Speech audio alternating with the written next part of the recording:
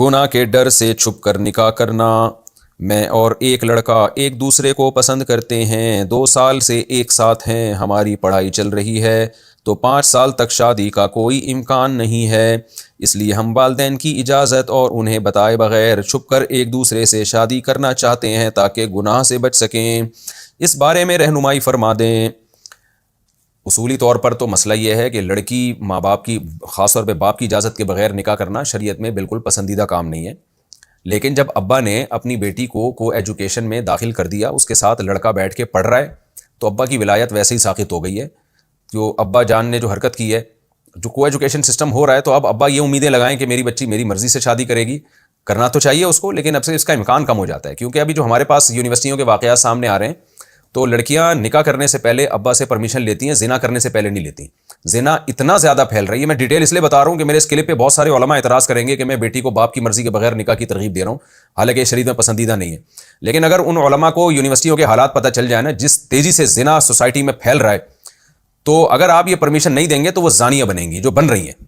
تو اس لیے آپ اپنے والدین کو سمجھائیں، 5 سال ایک بالغ لڑکی کے نکاح کو، جو گھر سے باہر جا رہی ہو، لڑکوں سے اس کی سلام دعا ہو، اس کو 5 سال تک نکاح کو مؤخر کرنا، میں کہتا ہوں اس سے کیا، یعنی اس کے لیے جتنا بغیرتی کا کم لفظ استعمال کیا، بغیرتی کا لفظ استعمال کیا جائے نا، وہ کم ہے۔ اس کے لیے بغیرتی کا لفظ بہت چھوٹا ہے، معذرت کے ساتھ۔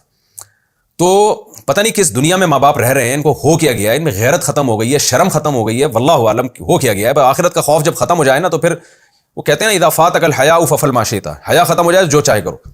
دیکھ نہیں رہے دنیا میں ہو کیا رہا ہے، بیٹیاں گھروں سے کیسے بھاگ رہی ہیں۔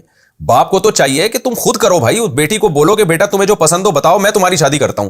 اور وہ جو الو کا پٹھا ہے یونیورسٹی میں پڑھ رہا ہے، جس کے باپ اس کو روک رہا ہے، اس کو چاہیے تو اپنے باپ سے پوچھتا کیوں ہے یار؟ تو لڑکی کا تو ولی اس کا باپ ہوتا ہے، لڑکے کا تھوڑی کوئی ولی ہوتا ہے۔ تو یار بول ابا سے، ابا میں نے گرل فرینڈ بنانے سے پہلے میں کسی سے نہیں پوچھتا، تو آپ، میں شادی کر رہا ہوں، آپ مجھے اپریشیٹ کریں، نہیں کر سکتے تو میرے لیے رکاوٹ نہ بنے۔ آپ وہ سارے کام باپ کی مرضی کے بغیر کر رہا ہوتا ہے، نکاح کے وقت اس کو پتہ نہیں موت آتی ہے، میرے پیرنٹس نہیں مان رہے، تو مرد بن یار، تو آدمی بن، تو پجامہ کیوں بنتا ہے تو مرد کو چاہیے ایکشن لے، ابا سے بولے بھائی ابا میں آپ کا احترام کرتا ہوں، میری شادی کرا دو۔ نہیں کراتے تو آپ بولے ٹھیک ہے میں کر کے بتا دوں گا، یہ ایکشن لینا پڑے گا، ورنہ یہ قوم جو ہے نا زانی شرابی بنے گی، یہ قوم تباہ ہو رہا ہے، معاشرہ ہمارا، سوسائٹی برباد ہو رہی ہے۔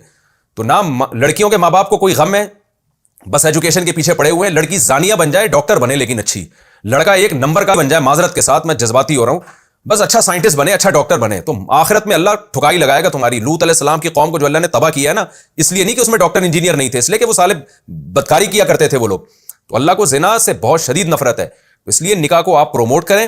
تو ان لڑکیوں کو میں کہتا ہوں کہ ان کے ماں باپ کو کہتا ہوں، خدا را آپ خود سے اپنی بیٹیوں کی شادیاں کرا دیا کرو، اس کو بولو کہ بیٹا تمہیں جو پسند آ رہا ہے ہمیں آ کے بتاؤ، ہم تمہاری شادی کرائیں گے۔ یہ نہ کہا کریں کہ ہم نے تجھے وہاں پسند کرنے کے لیے بھیجا تھا، ہم نے تجھے پڑھنے کے لیے بھیجا تھا۔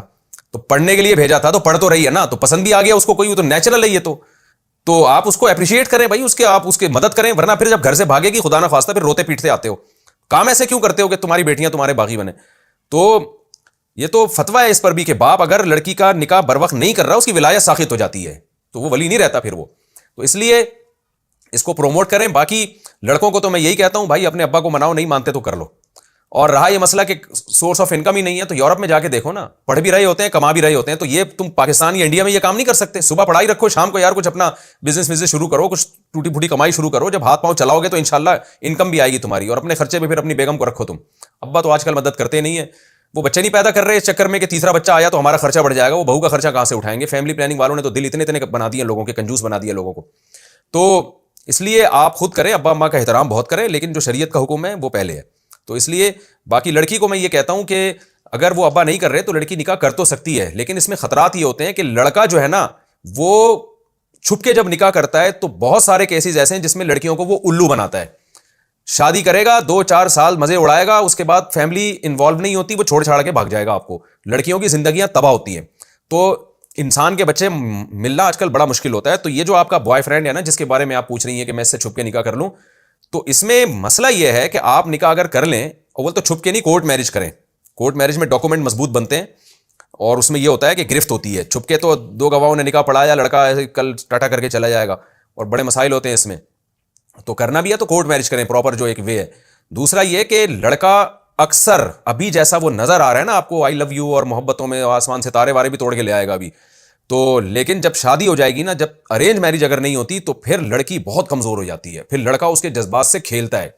تو اس لیے میں یہی کہوں گا کہ لڑکی کو چاہیے کہ ایک کام جائز تو ہے لیکن خطرناک ہو سکتا ہے، ڈینجرس بہت زیادہ ہو سکتا ہے، لہذا آپ اپنے ابا کو منائیں اور ان کو حتی الامکان کسی طرح قائل کرنے کی کوشش کریں تاکہ وہ مان جائیں اور یہ پراپر وے میں نکاح ہو جائے.